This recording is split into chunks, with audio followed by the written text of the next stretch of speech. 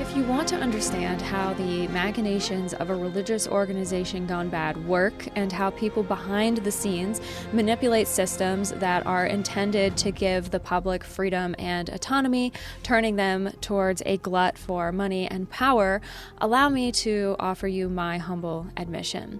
At the end of last year, I published the first part of my research into a controversial and powerful conservative Catholic sect, the Sodalitium Christianae Vitae, or the Sodality of Christian Life, which was a Peruvian Catholic society that unfortunately devolved into a cult of personality around its fanatical, narcissistic leader, Louis Fagari. I took you down the winding, twisting rabbit hole of depravity and sadomasochism that Fagari and his fanatics left in their wake, and introduced you to the brave men and women who fought tirelessly to expose the crimes and abuses that were committed and protected within the SCV. That episode focused primarily on the creation and history of the organization and the efforts of former members, investigative journalists, and human rights activists to seek justice and accountability for a group of people whose motivations appeared to be an insatiable greed for money and power. While you do not have to watch part 1 before you watch part 2 today, there is a lot of context and background information that might give what we are going to be discussing today more weight, so you should check that out at some point, either before or after this. When I was researching this organization and all of the fallout surrounding it, it quickly became clear that there were some important aspects of this story that deserved a little bit more attention.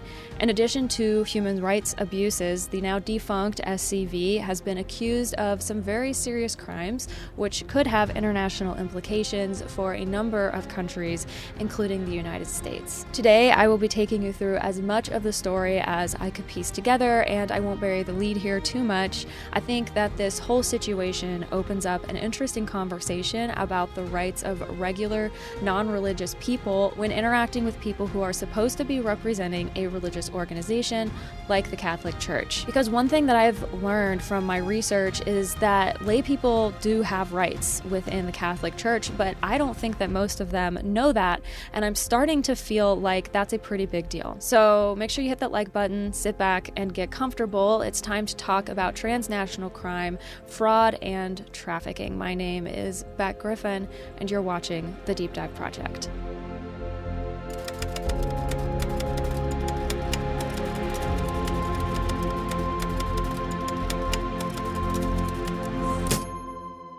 Deep Dive Project is my venture in independent citizen journalism. I want to be very upfront about the fact that I am not a journalist by background or education, but I don't have to be in order to discuss and opine about matters of public concern.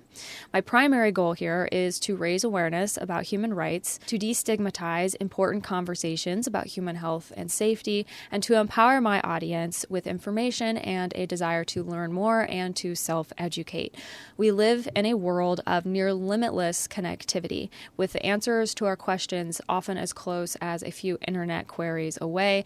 And while I am not here to fearmonger or raise alarm, it is not hyperbole to say that ignorance is a luxury that we and billions of innocent people simply can no longer afford. I need to issue a few quick statements before we begin. As with all of the work that I publish, some viewers may find today's topics disturbing and upsetting, and viewer discretion is always advised. Everything that I am presenting today is based on information that is publicly available on the World Wide Web, and it is a representation of my opinion of the SCV organization and the people connected to it, and everything that I say is alleged unless otherwise proven in a court of law. All of my references are linked in a source document down in the episode description. Do not contact, attempt to contact, or harass anyone mentioned in this video on behalf of me, yourself, or anyone else. I have done my best to substantiate any claims concerning legal proceedings or scandals, but even so, the information that I present today should not be considered comprehensive or complete.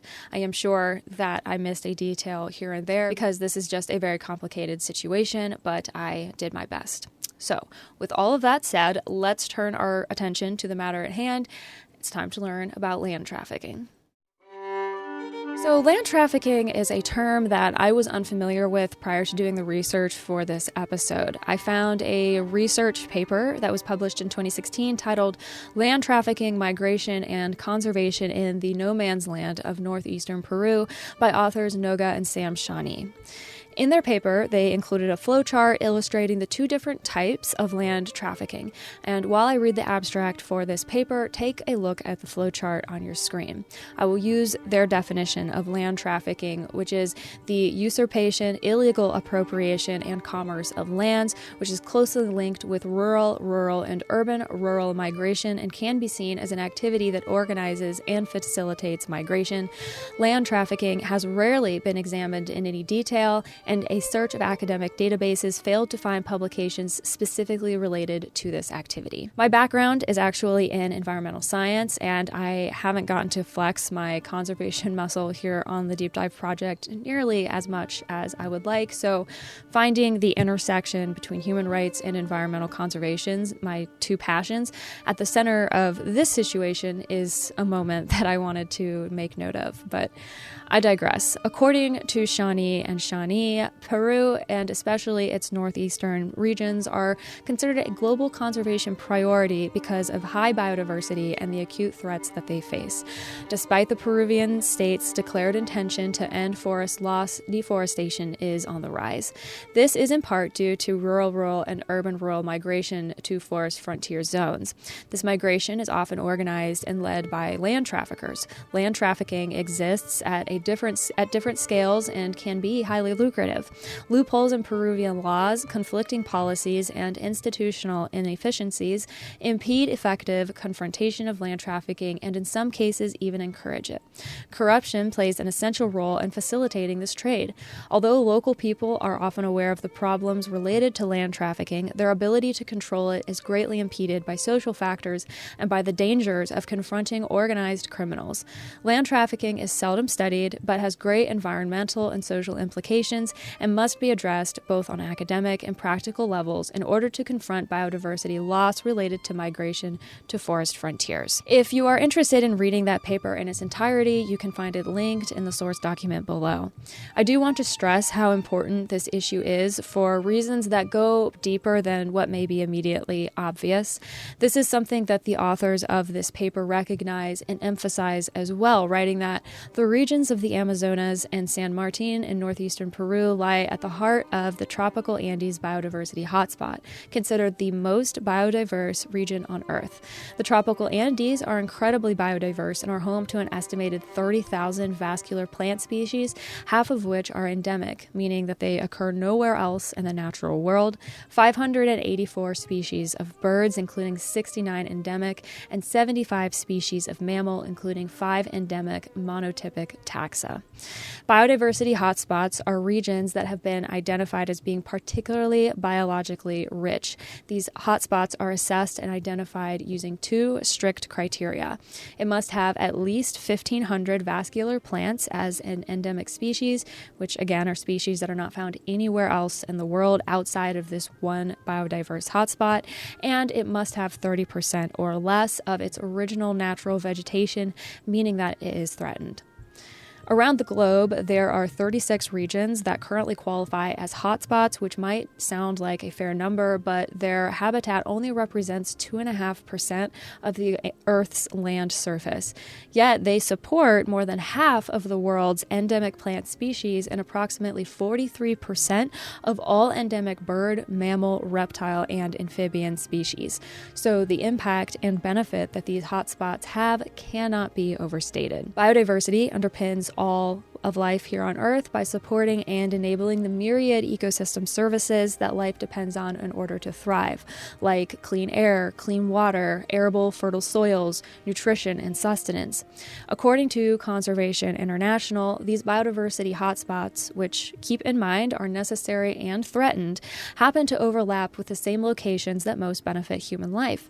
Our success as a species is inextricably connected to the success of the natural world, and And this is particularly true in developing parts of the world where vulnerable populations rely on up to 35% of the services these hotspots provide just for their survival. Sadly, as is the case for many of these locations in the Peruvian region, they suffer from some of the worst rates of deforestation in all of Peru, a problem that has been exacerbated by land trafficking, immigration, insecure property rights, and intense mining activities, coupled with a general lack of government oversight. In essence, the perfect recipe for an environmental and domestic catastrophe. It is important to note that this is not a solely Peruvian problem, as there have been high-profile cases of land trafficking throughout Latin America. There is quite a bit of historical context behind this issue, which I want to acknowledge, although I am not going to be getting into all of the details today. None of this happened in a vacuum, and at least in Peru's case, Shawnee and Shawnee identified political and economic instability coupled with mass migration of rural populations to urban centers during the 1950s and 60s as the origin of some of Peru's land trafficking issues present day. Again, because I am not doing the historical context justice, if you want to know more about this subject, I think that this research paper that I've been referencing is a good place to start, and you can read it for yourself down in my source document. Unsurprisingly, land trafficking has featured in Peruvian news headlines for quite some time. I found a January 2015 article titled "How Corruption Feeds Land Trafficking in Latin America," which detailed how a Peruvian businessman and lawyer named Rodolfo Orellana ran a criminal network that stole Peruvian land for more than a decade, earning nearly $100 million and acquiring at least $1 billion in properties in Peru. This was accomplished via a network of fake documents and frontmen, fake consulting firms, rental agencies, and settlement companies, all designed to create the appearance of a legal claim to private and public land. Marguerite Colley, the author of this article, notes that the means used to unethically acquire this land, which are often violent, rely on connections with government officials who can provide land traffickers with a veneer of legitimacy. And although a number of countries have enacted laws intended to govern conservation, land rights, and land trafficking, Peru has modified its criminal code and established a prison sentence for those convicted of illegally trading or selling land. It has been much more difficult to target and dismantle the corrupt networks facilitating fraudulent land sales. Legislation and policy directed at this issue is underway, but it's still in its infancy. As an interesting aside, I wanted to know how significant of an issue land trafficking is in my own country, the United States. Based on a preliminary Google search, it doesn't appear to be much of an issue at all, which admittedly I am not surprised by, given that 60% of U.S. land is owned by private individuals and corporations, so the laws and regulations governing land use are significantly more robust here. The only mention I saw of it was within the broader context of efforts to combat human trafficking. For example, in this 2023 article, land trafficking is mentioned once on page 16, and it implies to me in this case, land trafficking refers to something different than what we're talking about in Latin America. Before we continue, I wanted to take a quick moment to express my sincere and heartfelt gratitude to my subscribers and supporters for giving my work your time and attention, buying me coffees, giving me your thoughtful feedback, and sharing your experiences with me in comment sections and DMs, and for making it very clear that something as simple as sitting here and giving a voice to these experiences and situations can be far more profound and liberating than most people realize. So thank you. Details to connect with me and support my work are linked down below. So, with all of that very necessary context out of the way, we have now come to how the SCV has become connected to land trafficking and fraud. Those of you who saw part 1 of my SCV research will be familiar with Paolo Ugaz, the Peruvian investigative journalist with a long history reporting on human rights issues in Peru, most recently those which occurred within the SCV. She has been hot on the organization's tail for decades at this point. She co-wrote Half Monks, Half Soldiers with former member survivor of the Sodalitium, Pedro Salinas. And in that book, Salinas reported that during his time in the SCV during the 1980s, he witnessed what he described as sectarian characteristics and was the victim of mistreatment and abuse, including sexual abuse, on the part of the SCV's founder, Fagari. The book also featured 30 different testimonies of abuses that occurred over almost 30 years at the hands of the same people who tormented and abused Salinas, including Fugari. Ugaz described the SCV as an ideological knee-jerk reaction within the Catholic Church to liberation theology, which emphasizes a church of the poor and greater social justice. You can learn more about all of this in the first part of my SCV deep dive. But in regard to land trafficking specifically, Ugaz investigated allegations of criminal activity and the purchase of a large swath of land in Piura by the San Juan Bautista Civil Association, which had ties to the SCV, on allegations that companies affiliated with the SCV had used the legal system to harass peasant farmers and catecheos in order to force their eviction. There was also the use of violence and murder carried out by criminal gangs hired by an SCV-affiliated company and bringing criminal charges based on false accusations of terrorism, usurpation, and invasion. Despite the SCV's insistence that nothing was amiss, the Peruvian State Attorney General's office opened an investigation in 2015 into the entire economic movement of the SCV. The Archbishop of Piura, Jose Ugueran, was implicated in all of this as well, since it all happened in his diocese. Ugaz was quoted saying, "It's a big slap in the face to the Peruvian Episcopal Conference that they've let everything happen, and that there have been archbishops who haven't done anything. It's very serious." Because of her reporting and their book, Ugueran sued Ugaz and Salinas both in 2018 for defamation, seeking around $100,000 in fines and fees, as well as jail time for what he considered to be slanderous statements about his honor and reputation. He would drop this suit a year later, and in 2024, he resigned from his position as Archbishop of Piura ahead of the release of a Vatican investigation into allegations of sexual and psychological abuses and financial corruption in the SCV. Come to find out, that was probably the first smart thing that Ugueran did since being implicated in land trafficking, because concerns about financial irregularities within the SCV in Ugueran's archdiocese were revealed to be among the reasons Pope Francis ordered an investigation in the first place.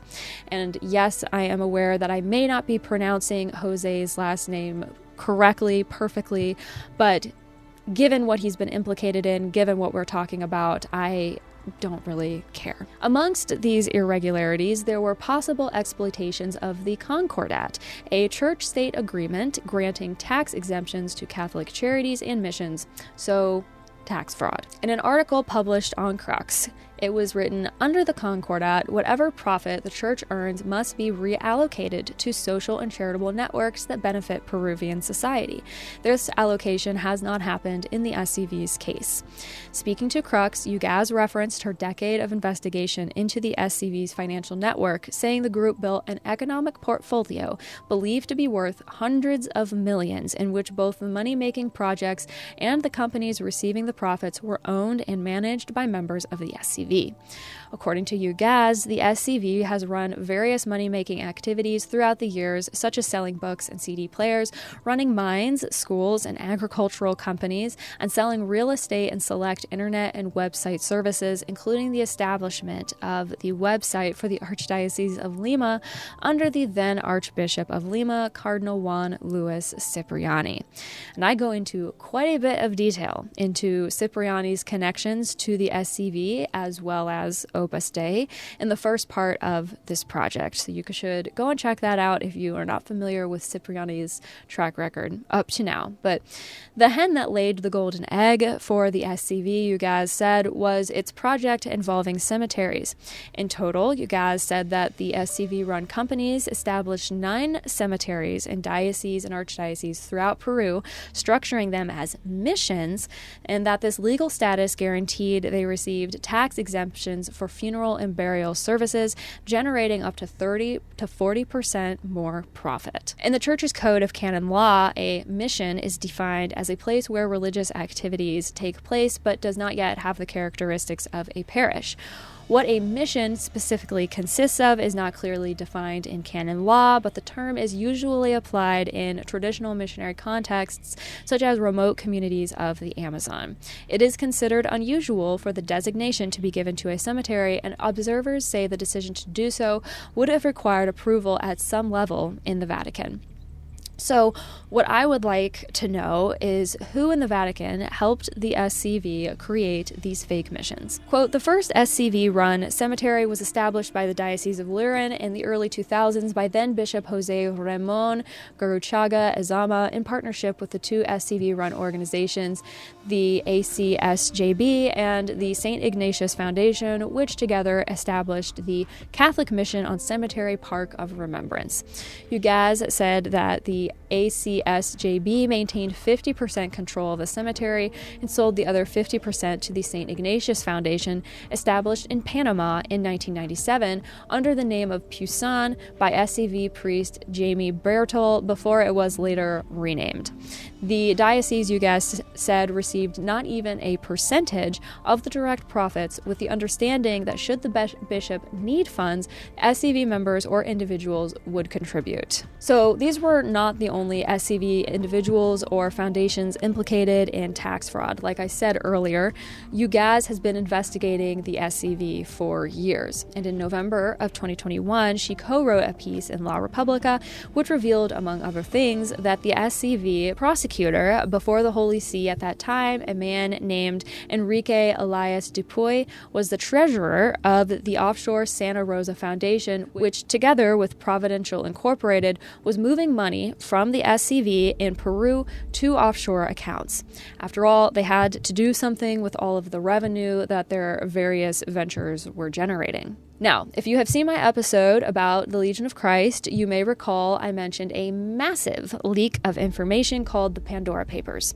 In case you missed it, though, the Pandora Papers refers to the more than 11.9 million financial records containing 2.94 terabytes of confidential information from 14 offshore service providers and, critically, information on more than 29,000 beneficial entities, the owners of those offshore assets. In the Legion of Christ case, it was revealed that the organization had made multi-million-dollar investments in real estate through offshore companies or trusts intended to disguise the owners' identities. But because of the leak, everything got exposed, and the Legion of Christ was not the only Catholic organization with financial chicanery laid bare. The SCV was also exposed in the alleged creation of offshore accounts linked to the Sodality Providential Group Incorporated, which I mentioned a moment ago, and Alma Minerals Limited. The SCV allegedly moved money from Peru to Panama, but following the 2021 Pandora Papers leak, Panama chose to pursue legal action against those mentioned in the leak, which is understandable because the Pandora Papers was preceded by the Panama Papers in 2016 and the Paradise Papers in 2017, so Panama was already on the radar and not in a good way. While I was writing and researching this episode, I found a Wikipedia page with lists of data breaches, including what was exposed and how. I'll link it down below in case you want to take a look at it. It is Wikipedia, so take it with a grain of salt, but something interesting that I read stated that 95% of data breaches come from government, retail, or technology industries. Each breach seems to be worse than the one before it. The earliest leak that I saw happened in 2004, and just 510,000 records were exposed, which is a lot. But fast forward to 2018, 4.5 billion records were exposed. And in 2024, just a few short years later, a data breach dubbed the mother of all breaches was revealed, in which 26 billion records were leaked. I found a report from Experian which stated that according to IBM's 2024 cost of a data breach report, the global average cost of a breach rose 10% from 2023, now standing at $4.88 million US. Add this to the ancillary costs of lawsuits such as the $30 million settlement in September against DNA testing company 23andMe over a genetic data breach that exposed the personal information of 6.4 million customers in 2023.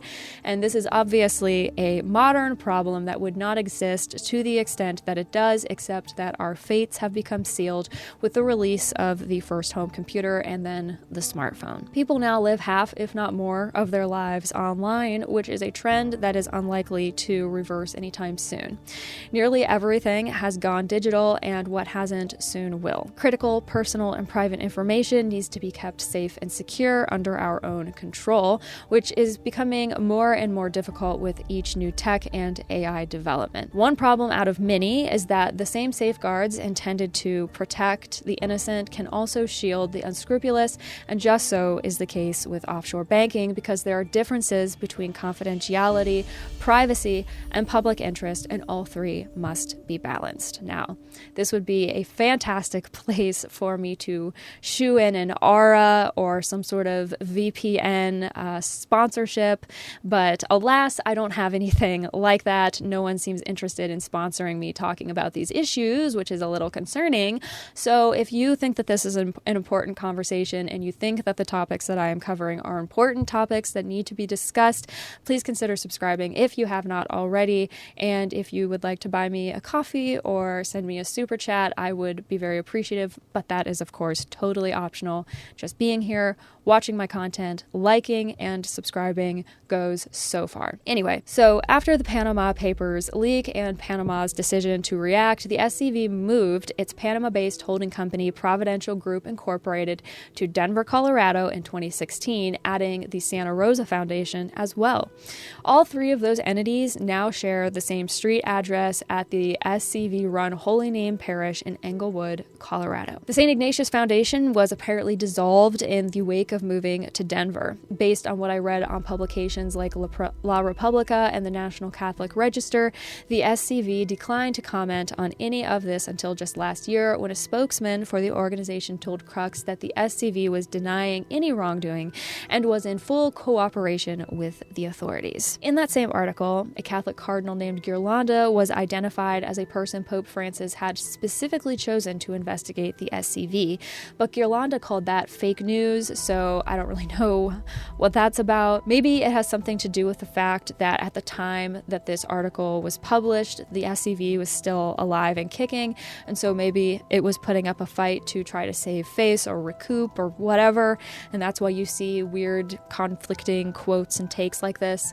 I have no way of knowing for sure, but that's just kind of how it feels to me now in hindsight. Regardless, being exposed as a perpetrator of something as predatory and evil as land trafficking clearly did not cast the Sodalitium in a positive light. Because of the investigations that began in 2015, the Sodality would initiate a series of changes which essentially reversed the cemetery contracts in 2021. The SCV continued to deny that it had violated the Concordat governing tax exemptions for Catholic charities and missions. According to them, the cemeteries had merely been intended for local churches to have their own cemeteries and to carry out active evangelization from them. But I'm not exactly sure how that was supposed to work in practice because it seems counterintuitive to me that any sort of act of anything could be generated from a plot of land full of dead people.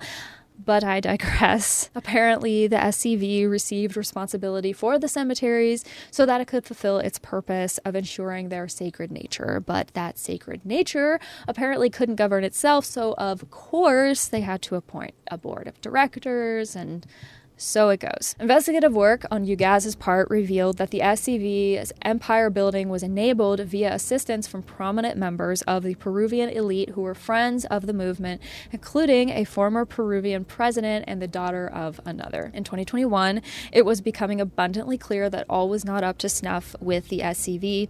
An article published on La Repubblica and written by Reza Arroyo and Paola Ugaz compared the SCV to a two-sided coin, with Fagari's abuse and cult of personality on one side and alleged bad business practices and tax fraud on the other, primarily led by this Jamie Manuel Bertol Gomez character. The immense wealth that the SCV had managed to accumulate over about 50 years at that point was significant and not something it seemed to want the Vatican to become aware of as it was investigating them for human rights abuses, adding another reason as to why it moved all of its offshore assets and finances from Panama to the United States. Exactly how much money we're talking about here isn't perfectly clear, of course, but in an article from the AP, Pedro Salinas was quoted saying that it could exceed $1 billion.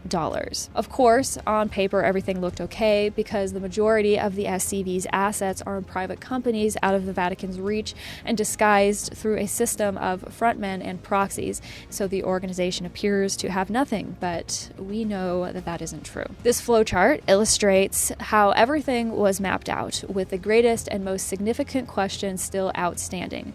What was the final destination and purpose for these hundreds of millions of dollars? In 2023, the Peruvian state prosecutor opened a preliminary inquiry into 3 SCV members for alleged money laundering with offshore companies based on leaked data from the Pandora Papers.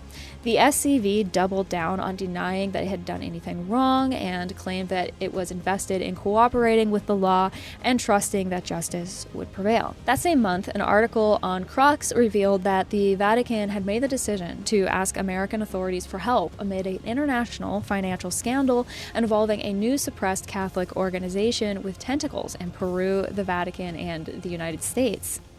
Subtle. And I wonder who that could be.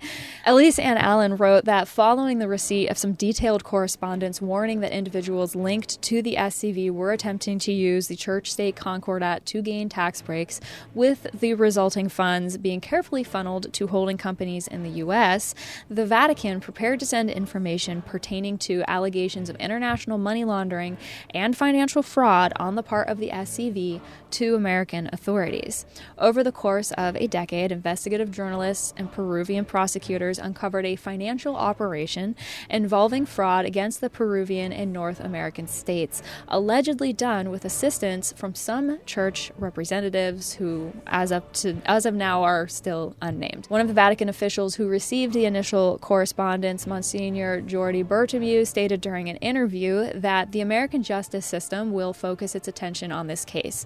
When you're dealing with a group that is not only abusive, but also a mafia group, and not just on a small scale, we're talking about $1 billion stolen dollars, the difficulties are greater.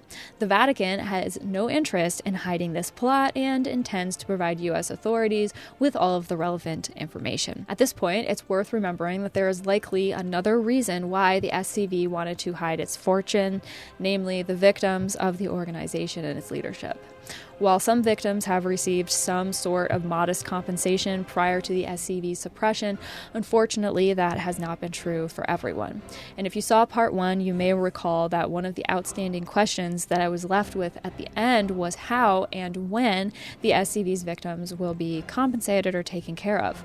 In reporting from Crux, it was revealed that according to public records, funds from the fraudulent cemeteries were transferred to a trust allegedly to keep the money from being used to compensate the SCV's victims. The organization was blasted for employing a pseudo-reparation process that left victims out in the cold unless they were willing to sign NDAs, and in those cases, the compensation was paltry, at best. At this point, any remaining hope for justice and reparations may have to come from the U.S. civil justice system or some sort of international court, because thanks to the SCV's wealth being locked away in civil organizations, it is absolutely impossible to recover and therefore completely safe from justice, law, and order.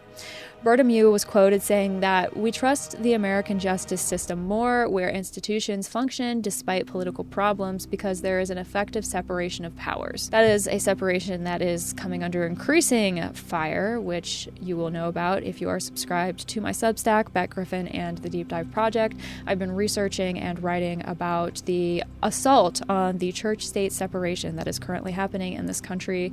So who knows how much longer the U.S. justice system will remain a bit better than justice systems everywhere, but as an American citizen living here now through the things that we are living through, hearing something like that just makes me go, yikes.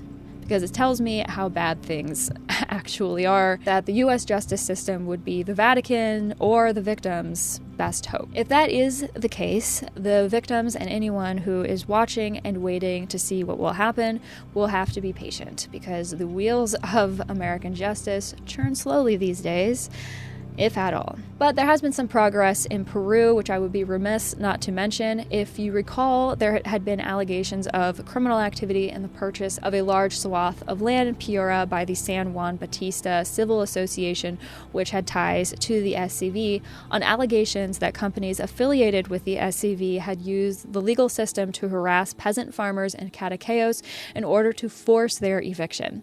During summer 2025, the 4th Criminal Court of Piura ruled in favor favor of the farmers after they were able to present title deeds dating back to the 1980s in what was referred to as a victory for all who defend their territory against abuse. For the Vatican's part, Pope Leo has made it clear in statements, anyway, that he is aware of the situation with the SCV, including the reality of its victims. Since October of 2025, he has had a series of meetings with survivors of abuse and victims advocates, and thus far, Pope Leo has repeatedly voiced his support for journalists and human rights advocates and would appear to be in a state of shared commitment to justice, healing, and real change. And he does have a bit of a positive track record from his time as Bishop of Chiclayo, Peru, for taking abuse cases seriously, so a lot of faith is being placed in him, and many people are hoping that he will be the Pope who will fundamentally alter how the Catholic Church responds to victims of clerical abuse going forward. We need optimism right now, so I am not interested in trying to bash any of these hopes, but I have to acknowledge that I have been extremely critical and frankly unimpressed with how the Catholic Church and its various pontiffs over the decades have chosen to respond to issues like what we have discussed today, and that includes Pope Leo. And while I can appreciate that the task before him is immense, the bar is in hell at this point as far as I'm concerned. And I judge people, particularly people in positions of power and influence, by the fruits of their labor and effort, not by block quotes that end up regurgitated and plastered across sympathetic news feeds. At this current juncture, with what is happening in our society, and in my country in particular, I am uninclined to give any leader or representative the benefit of the doubt. Please hear me when I say that I would be happy to be wrong. I would be thrilled, ecstatic, if all of the misgivings that I have turned out to be false and that Pope Leo and all of these other religious leaders around the world, Catholic and otherwise, truly were ready and willing to make substantial, sustainable change. But anyone can talk, guys, and anyone can show up at a meeting. It really doesn't mean anything. I want to see progress from the top down to eradicate systems and institutions that unfairly favor the powerful and greedy and that perpetuate, aid, and abet abuse rather than stopping it in its tracks. It would be great to start seeing churches empowering its members to uphold safe and positive environments for all, and that includes equipping them with the knowledge and resources necessary to fully and authentically engage with the life of the church. And I think why that has failed to happen up to now is important and something that we all, and particularly current practicing Catholics, need to start thinking about. I hope that you enjoyed this episode. If you haven't already, please consider subscribing and sharing this deep dive with someone that you know. Also, remember that details to learn more about my work, connect with me on social media, and support my endeavors are all linked down below. In addition to YouTube, you can find Beck Griffin and the Deep Dive Project on Spotify, Apple Podcasts, Substack, and pretty much anywhere podcasts live. If you listen at any of these places, please be sure to leave a 5-star rating or comment. It helps my content reach more people. If you feel like hanging around, go and check out some of the other playlists and content over on my channel. If you or someone that you know is in need of mental health support, I have a list of global mental health resources linked down below. Yes, life is incredibly hard. All of this stuff does not make it any easier, but we truly do not have to go at it alone or completely unequipped. If you need help, please reach out. Thank you for being here, and remember, nolite te bastardes carborundorum. Don't let the bastards drag you down.